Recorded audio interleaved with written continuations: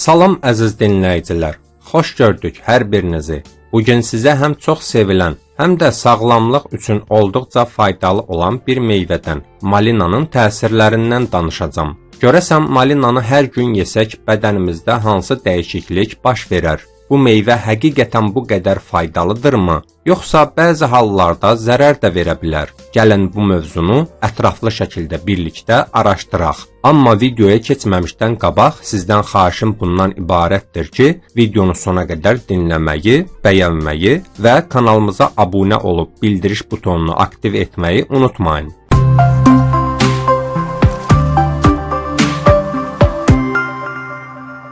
İlk olaraq malinanın tərkibinə nəzər salaq. Malina vitamin və minerallarla çox zəngin bir meyvədir. Onun tərkibində əsasən C vitamini, K vitamini, E vitamini, maqnezium, kalium və dəmir kimi vacib maddələr var. Bundan əlavə malina güclü antioksidantlarla, xüsusilə flavonoidlərlə zəngindir. Bu maddələr bədənimizi xəstəliklərdən qoruyan əsas amillərdəndir. Malina immun sistemini də gücləndirir. Tərkibindəki yüksək miqdarda C vitamini sayəsində bədən virus və bakteriyalara qarşı daha dözümlü olur. Xüsusilə mövsümi xəstəliklər zamanı malina yemək çox faydalıdır. Malina güclü antioksidant mənbəyidir. Bu isə o deməkdir ki, o bədəndə olan sərbəst radikallarla mübarizə aparır. Sərbəst radikallar isə hüceyrələri zədələyərək qocalmanı sürətləndirir və xərçəng kimi ciddi xəstəliklərin yaranmasına səbəb ola bilər. Malina ürək sağlamlığını qoruyur.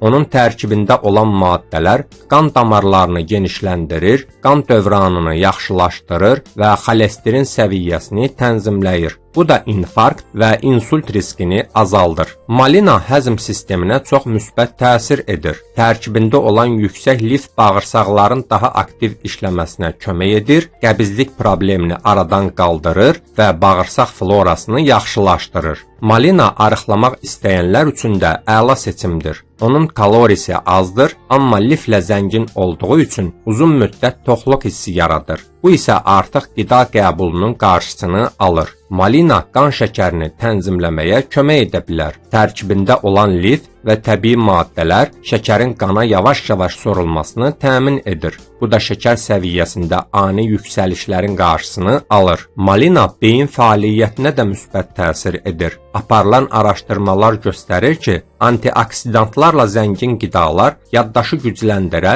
və yaşla bağlı beyin zəifləməsinin qarşısını ala bilər. Malina dərinin gözəlliyini qoruyur. Antioksidantlar dərinin daha gənc və sağlam qalmasına kömək edir. Qırışların yaranmasını gecikdirir və dərini daha parlaq edir. İndi isə gəlin malinanın zərərlərinə nəzər salaq. Hər bir faydalı qida kimi malinanın da həddindən artıq istifadəsi bəzi problemlərə səbəb ola bilər. Çox miqdarda malina yemək mədə bağırsaq narahatlıqlarına, qaz, şişkinlik və ishala səbəb ola bilər. Allergiyası olan insanlar üçün malina riskli ola bilər. Bəzi insanlarda malina allergik reaksiyalar yarada bilər. Bu zaman qaşınma, səpki, dodaq və ya boğazda şişkinlik kimi əlamətlər müşahidə oluna bilər. Malina müəyyən dərmanlarla qarşılıqlı təsirə girə bilər. Xüsusilə qan durulaşdırıcı dərman qəbul edən insanlar ehtiyatlı olmalıdır. Bu halda mütləq həkimlə məsləhətləşmək lazımdır. Malina tərkibində təbii şəkər saxlayır. Baxmayaraq ki, bu şəkər zərərli deyil, amma şəkərli diabeti olan şəxslər miqdara diqqət etməlidir. Bəzi hallarda malinanın turşuluğu mədə həssaslığı olan insanlarda narahatlıq yarada bilər. Xüsusilə mədə turşuluğu yüksək olan şəxslər ölçülü istifadə etməlidir. Bəs yaxşı, malinanı hər gün yemək olarmı? Əgər sağlamlıq vəziyyətiniz normaldırsa, bəli, malinanı gündəlik istifadə etmək olar. Amma normanı aşmamaq çox vacibdir. Gündə təxminən 100-150 qram, yəni bir ovuc malina kifayət edir. Bu miqdar həm faydalıdır, həm də orqanizm üçün təhlükəsizdir. Ən yaxşı nəticəni əldə etmək üçün malinanı təzə halda yemək tövsiyə olunur. Onu yoğurtla, sıyıqla istifadə edə bilərsiniz.